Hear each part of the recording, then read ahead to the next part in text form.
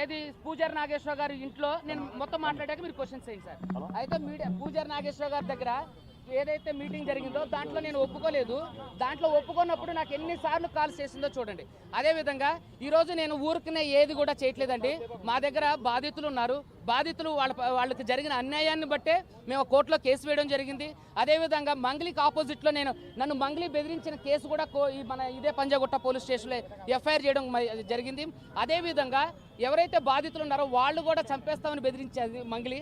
So వాళ్ళని కూడా ఈరోజు పంజాగుట్ట పోలీస్ స్టేషన్లో మేము పంజాగుట్ట పోలీస్ స్టేషన్లో వాళ్ళ మీద కేసు వేస్తున్నాం. ఏమంటే నేను ఎప్పుడు కూడా నిరాధారమైనటువంటి ఆరోపణలు చేయడం లేదు. నేను సాక్ష్యాన్ని తీసుకొచ్చా.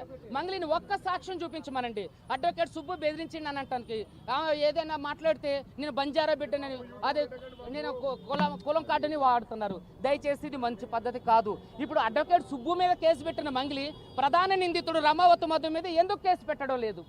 ఇదందరూ కూడా మీడియా సముఖంగా నేను అందరికీ తెలియజేస్తున్నా. ఇప్పుడు అడ్వకేట్ సుబ్బారావు నన్ను వేధించి నేను కేసు పెడుతున్నారు కదా, అలాగే బాధితుల తరపున ఉన్నటువంటి ఎవరైతే ప్రధాన నిందితుడుండో రమావతి మధు, అదేవిధంగా మంగళి వాళ్ళ తమ్ముడు శివ ఎవరైతే ఉన్నారో వాళ్ళ మీద ఎందుకు కేసు పెట్టట్లా?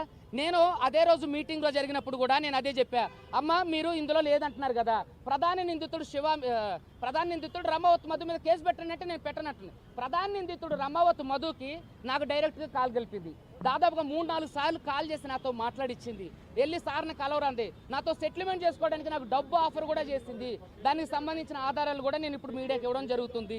అదేవిధంగా నేను తప్పుడు ఆరోపణలు చేస్తలేను. నా పక్కన బాధితులు ఉన్నారు. మీరు బాధితులను కూడా అడిగి తెలుసుకోండి.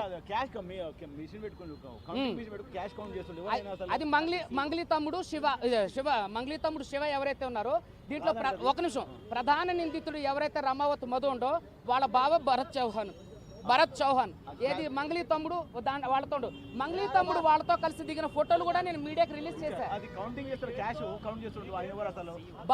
ఎవరైతే ఈ బోగస్ కంపెనీ ఏదైతే ఉందో దాని CEO భరత్ చౌహాన్ ఆడు మంగళి తమ్ముడు శివ బెస్ట్ ఫ్రెండ్స్. వాళ్ళ ఇంట్లోనే జరిగిందని చెప్పి బాధితులు చెప్తున్నారు.